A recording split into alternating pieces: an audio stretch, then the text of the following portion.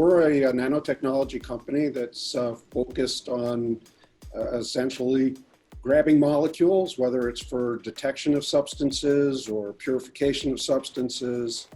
We do that at the molecular level using a technique called molecular imprinted polymers and other kinds of isolation techniques that are down at that molecular level. You know, if you think about taking a soft piece of clay and pushing your thumb into it, you pull your thumb out and you've created an imprint in the clay then that has the size and shape of your thumb, and it has also those unique identifiers called fingerprints. And so the only thumb that fits into that and has the fingerprint is your thumb. Well, all molecules have very similar characteristics to that. They all have a size and a shape, and then they have other things like a charge, or chemical composition. That gives us a very efficient system, and it's because it's down at the molecular level. There isn't any better way to discriminate between molecules, and it allows us to do it rapidly and with great precision. So again, for us in gold mining, we have developed a product, our Ixos line of products, that's used in gold mining already. And we've shown that we're able to capture more gold, leave less in the tailings, and we can do that down to a much lower left or resulting amount of gold left in those tailings than activated carbon is. And we can do it less expensively than using activated carbon.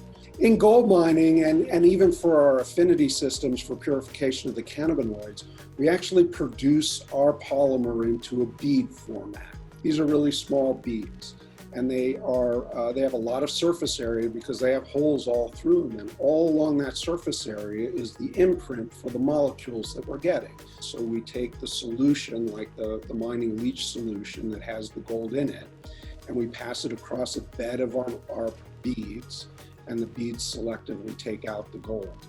In our affinity application for cannabinoids, it's very, very similar, almost identical. And the beads collect all the cannabinoids, but they leave all of the stinky, smelly, horrible tasting stuff into the waste stream. And so we get a very high purity distillate.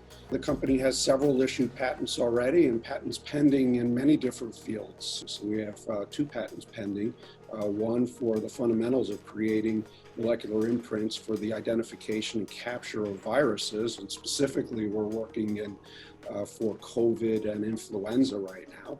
And then we also have a patent in for different applications of that, which include things like breathalyzers or smart masks or lateral flow tests. So in concert with developing our COVID application, we're also working with influenza virus. And so we have the opportunity to do multiple detections in a single test, which is also unavailable right now. So think about putting on a mask or giving your child a mask to put on before they go to school.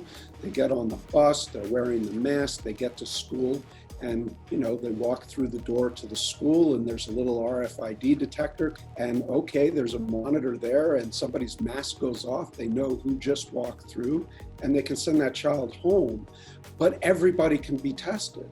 Moreover, because we're not a biologic-based test, they could use that test over and over again. Right. And that way we can get the cost of doing all of this kind of testing down to a point where I could afford it sending my children to school, or a work could afford to provide these masks to their workers so that they could be tested every day before they enter the work facility. So theoretically, you could do these molecular imprints for any molecule as long as it has a specific size and shape and fingerprint. And so our hope here is that with this funding and the funding that we have been dedicating already to this, sometime in the next 90 days, we ought to have demonstratable polymers that are actually collecting the coronavirus. So we've already linked up here with one of the tier 1 auto manufacturers here in Halifax, a company called Neocon International. And they converted over some of their manufacturing facility to producing masks, both N95 non-compliant masks. And so we've teamed with them for initial integration of our technology into masks.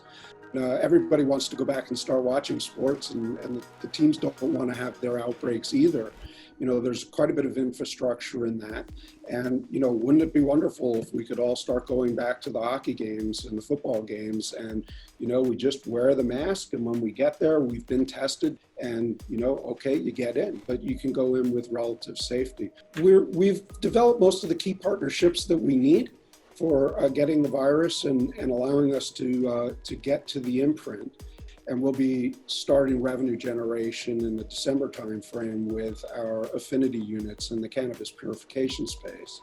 And we'll be taking that to cash flow positive toward the end of the first quarter of next year based on current sales orders. So our goal is we're going to sell the affinity equipment to the LPs. It replaces equipment that would cost about 8 times what our equipment costs. So it's a nominal fee to get into buying our equipment. But then we will also insist on what we're terming a total system performance license.